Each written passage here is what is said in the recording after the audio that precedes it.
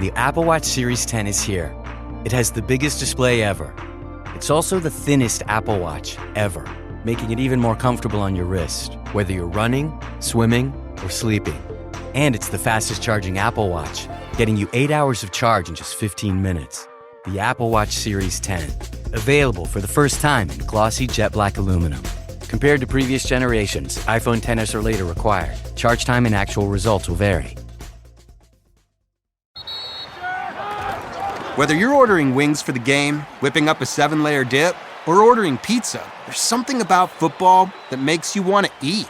And this football season, Uber Eats has the best deals on game day food. No matter what you're craving, from 2-for-1 pizza to buy one, get one wings, Uber Eats will be dropping new deals each week, all season long. Uber Eats, official on-demand delivery partner of the NFL. Order now. Terms and conditions apply. See app for details. Looking for a pickup truck to get just about anything done? Look no further.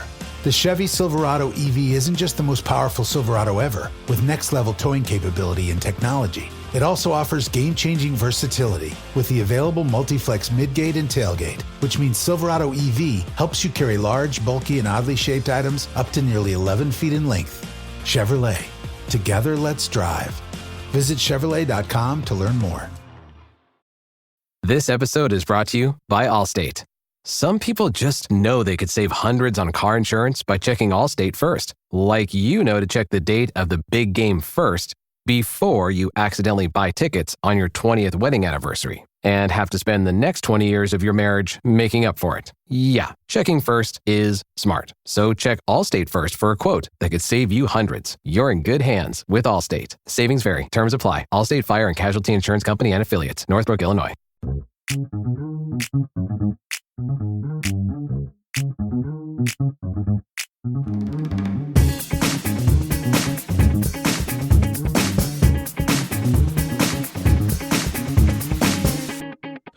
Back with, I will say, the last episode of Keeping Current with Kansas City of the 2024 calendar year. This is Thad Bell from the KC Soccer Journal. With me, casually relaxing, is Daniel Sperry from the KC Star. How are you, sir? I am doing well, my friend. Did you have a good holidays? I did, man. Okay, I've been asking this question to other people that I've talked to on pods. Did you get any good soccer-related presents? I actually got no soccer-related presents this year, which is interesting because I'm in a Discord with a bunch of people who have worked, I would say worked around Major League Soccer and WSL on and off, in communications and creative stuff. And we have a chat, a group chat kind of a thing on a Discord, and we were all saying all of us are like deeply in tune soccer people, writers, content creators, graphic, that everything our world is soccer. And I think one person said they actually got something soccer related for Christmas, which I think just goes to show that, some of us have other hobbies, other things that, maybe it's easier to buy for. I think at this point, the only soccer related thing someone could get me that like I don't have also would be a jersey that like I don't have. And that's about it. So, got a lot of golf stuff. I guess I have one item that I will use specifically for this upcoming soccer season, which is, a notebook that I intend to use much more frequently and regularly, instead of trying to use a notes app on my phone or just go off the top of my head writing things down to commit things to memory. But that is the sole purpose for requesting a notebook like that. But it's not a true soccer item, I guess. Yeah, I'm not sure I would count that. Soccer adjacent. We'll give it that. But What yeah. about you? No, I got nothing really. Again, you could say sort of soccer adjacent. You know how I very much try to wear like nondescript clothing, like no Yes. logos and all that type of stuff. Try to be good media person-ish. So yes, I got a gray sweatshirt with no logos on it, and I got a black shirt with no logos on it. There you go. So no teams, no sponsors, no nothing. I keep waiting for him to try to throw me out when I wear an Adidas shirt into an NWSL game, but they have not done that yet. Well, if you have a Nike shirt, you can test it with MLS folk. I have very little Nike stuff. All right, man. The current I believe since we last potted, have made 3 moves: They have. 2 goalies, a midfielder, Laurel Ivory. They traded for or transferred money for, signed free agent Lorena, and signed free agent Rocky Rodriguez. Yeah. Actually, I guess Lorena is not a free agent. She was transfer Lor- fee. Lorena was a transfer fee. Laurel Ivory was the free agent. Rocky Rodriguez was the trade. Yes, There you you're go. right. Yeah, current Been a set long 100. It has been.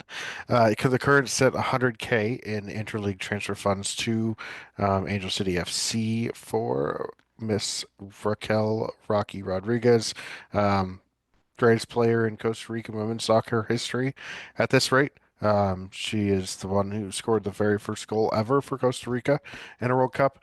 Won the Mac Herman Trophy in college at Penn State. All around a very solid player.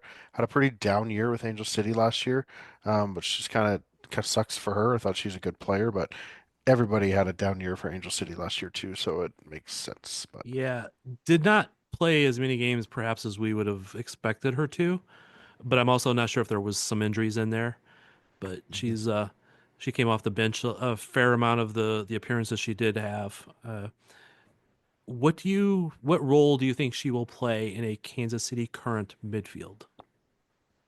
it's a great question. I think she is more of a Hilda Magaya type replacement. In the sense that she can play. She kind of plays a bit as a striker too for Costa Rica. I mean, it's more of a second striker type of a role where she scored the most goals in her career.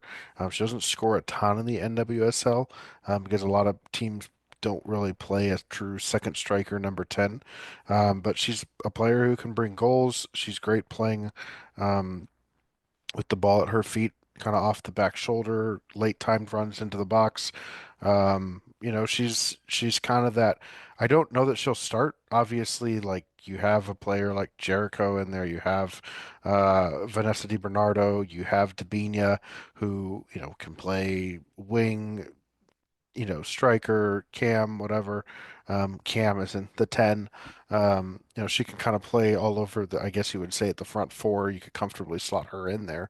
But in general, like this is a signing that screams depth. Yep. Um, you know, and I Spot think starts like though. She'll get spot spot starts. starts, correct. I also think too, like a midfielder like Bailey Feist is very much a 6-8 combo, and we're talking more about a 10 and a 9 combo type of a player with Rocky Rodriguez. So someone that can come off the bench and score goals, provide, play the pass too. I think is it's an interesting addition to the team, but a good addition to the team. There's also the veteran presence too. Yeah. There's something to be said for having a player that's won a NWSL championship on the roster. Not that they don't have those players, but it is something to be said to have that type of a mindset and a work ethic in the locker room. So I like the move.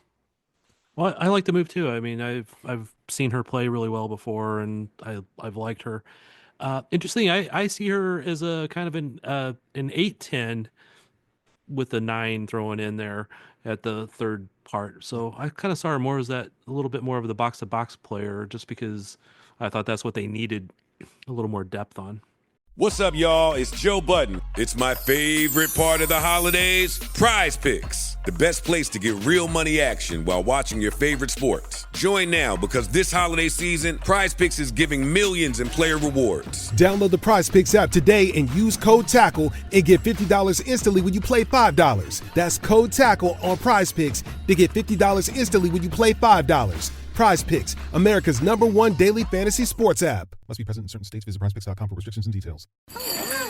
This year, Santa's bringing the power of Energizer into his workshop. Whoa, the Energizer Bunny's got so much power. Wait, he's powered up all the toys. I think that means we're done for the year. I love this bunny. He's the hardest working helper the North Pole has ever seen. And he wants all your gifts to have the power of the #1 longest lasting AA battery. So this holiday season, stock up on Santa's and the elves' favorite battery, Energizer Ultimate Lithium. Burlington's Oh Wow Winter Clearance event is on right now. Throughout your store, you'll find tons of new markdowns just taken. Look for red clearance tags throughout the entire store for her, him, the kids, and your home. Score some serious savings at Burlington, up to 70% off other retailers' prices on clearance items. These deals on top of deals won't last long, so stop in today. Burlington. Deals, brands, wow. Prices and selections vary by location. How do you feel great on vacation? Like really good? Easy. You go to Aruba. You'll spend your time relaxing on cool white sand beaches and floating in healing blue water. You'll immerse yourself in natural wonder and find your center on an island where things move at your speed. You won't just feel great, you'll feel relaxed, renewed, and ready for life. That's the Aruba effect. Plan your trip at aruba.com. Yeah, I just find for me, like you have Vanessa in that role, Lo can play that role. Claire could also play that role. I mean, they already have a lot of people that can do that.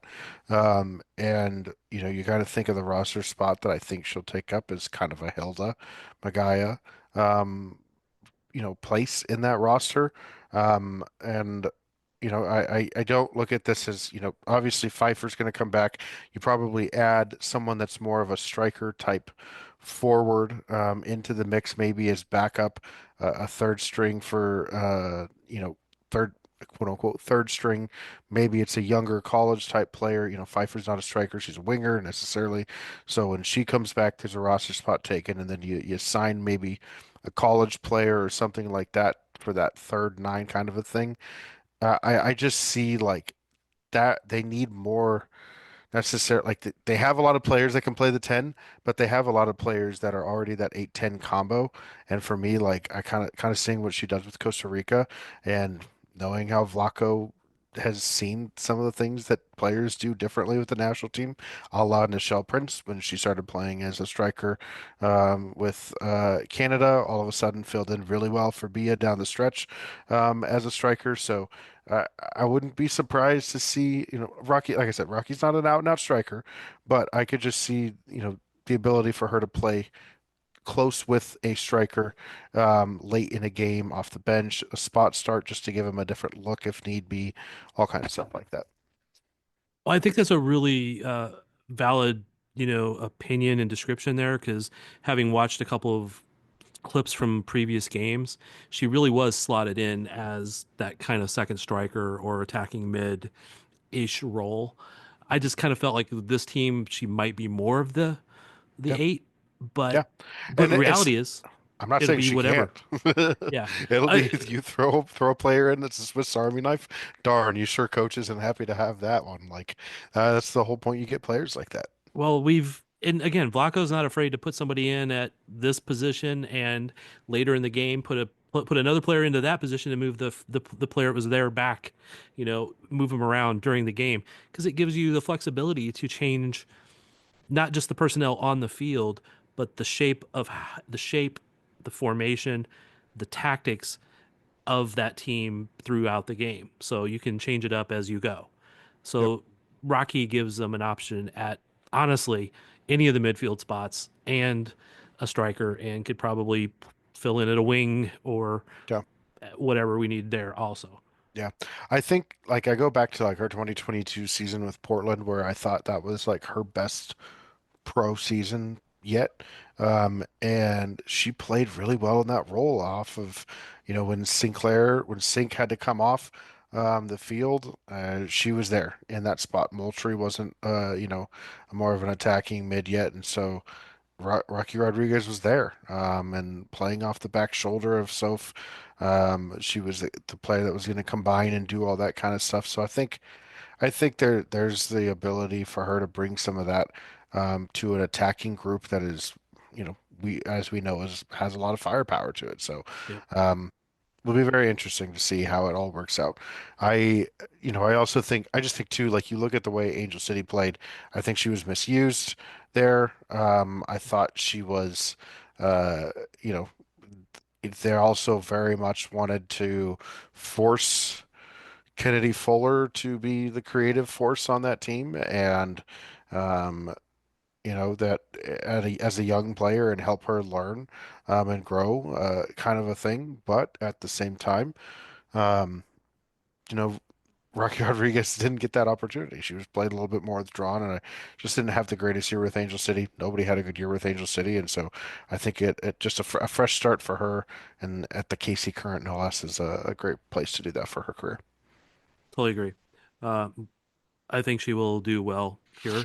Hmm. All right. The other two moves, two keepers. Hmm. Lorena coming from Brazil. From The Brazil. Grêmio, What's that? from Club Grêmio. Yeah. I wasn't sure how to say that name, so I just skipped it. Yeah. Because I would never mispronounce the name. Brazilian national team showed really, really well in the Olympics. And a lot previously to that, but she really became a almost a household name after the Olympics. And I know when we were talking last, we thought that if they couldn't bring back Almuth Schultz, they might go after a high profile name. You'd thrown a couple of them out there that were good options. And that's exactly what they did. They went out after a high profile, highly touted keeper. Yeah, a player like Lorena is fantastic and was out of my mental purview just because like you don't see like the Brazilian women's club level isn't talked about Right. outside of Brazil. Like it's not talked about what's going on there very much. Um, Obviously some players do end up uh, you, go coming to NWSL directly from there. Or players go to the Brazilian national team from there for sure before they go to the NWSL, before they go to Europe. So for me, even like the 20, she tore her ACL and missed the 2023 Women's World Cup. So the Olympics were the only shot that a lot of us have seen Lorena on the global stage. So when I thought, high profile goalkeeper, I'm thinking, someone in Europe that or another goalkeeper from within the league that is very well known. Um, and so this move, while it wasn't originally what I had in my head, I like it. I think she's a good keeper. Watched her obviously watching her at the Olympics. She was phenomenal, did a lot of really good things.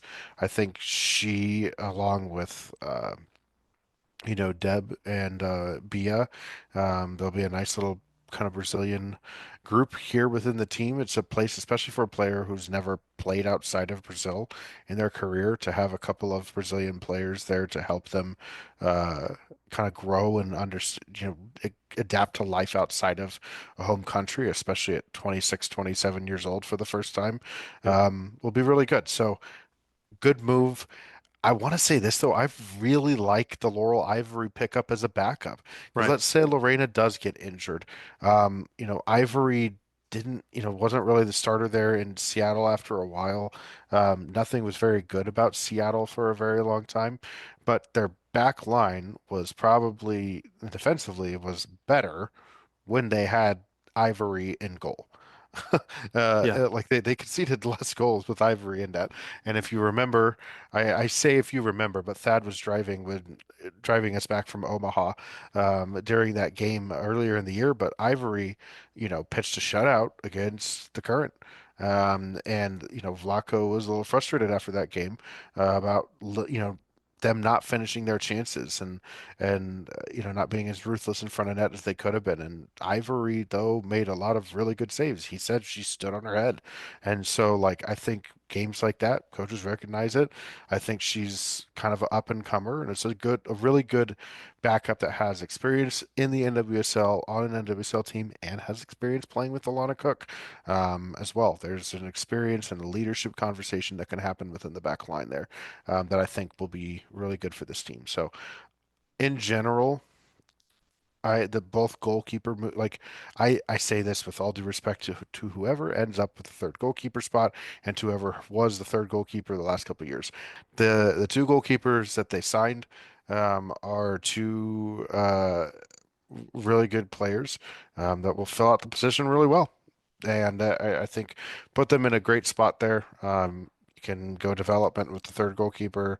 If you feel like you need to go experience, then go experience. But most likely, I expect them to add a younger player at that spot too, out of college or something like that. Yeah. And as good as Lorena is, you might get called up for something. I know that there's not any big tournaments this year, still can get call ups. Um, and Laurel, excuse me, jeez, too many of these names. Um, now we just need to get Lauren back. We can have all those names back there. But Yes. I do. I mean, she was like you said, she's a good keeper. She's the one that pitched the shutout in that one game. Even here in Kansas City, she looked good, except for when her defense let her down a bit. Yeah. Where do they still need to add players? Center back, defensive mid are the two places that I'm looking for the most in more additions. I could see them going adding another striker maybe. But I feel like Rocky kind of adds the attacking side of the concern that Vlaco had at a veteran level. I think more so they'll probably need a more veteran defensive midfielder type of a player to close out a game for them. But I also think that um, uh, you know, center back you can go young and be okay. I think there's a lot that they can do still. But I wouldn't I'd be surprised if most of the remaining I mean, just looking at it, like especially to likely where expenditure is, like you probably can't afford a, you're not looking for starters, you're not looking for high paid veterans.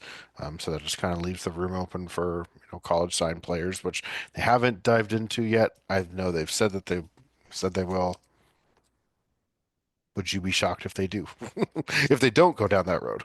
I would not be shocked if they go down that road, or I wouldn't actually be even that amazingly shocked if they don't pick up a college player, but well, a college graduate. If they can go down a younger player coming just into college or not even into college yet that can fill some of that role too, because they're just going to be needed for the spot starts.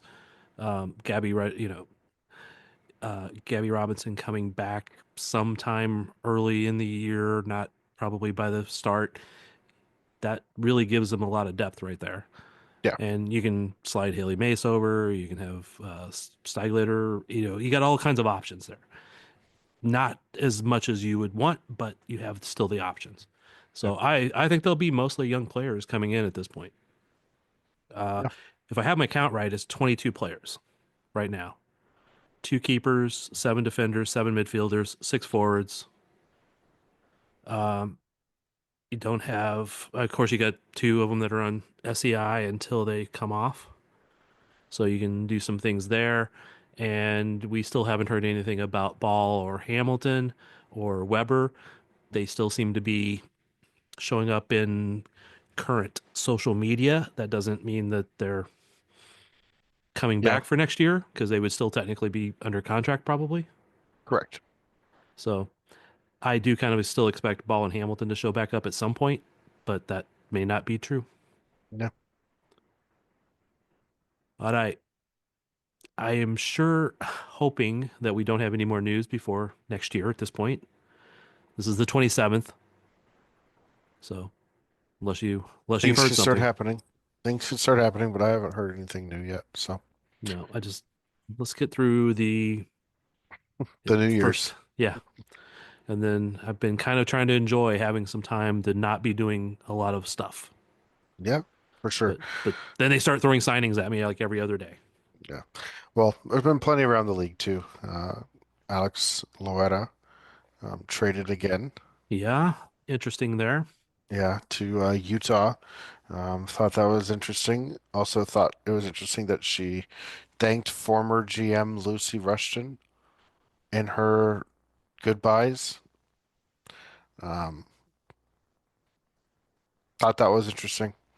Matt Potter is now the sporting director for Bay FC now too, which makes it all very interesting. But um, yeah, whole bunch of different things there. And then of course, I don't know if you saw, but Yasmin Ryan will be traded to Houston.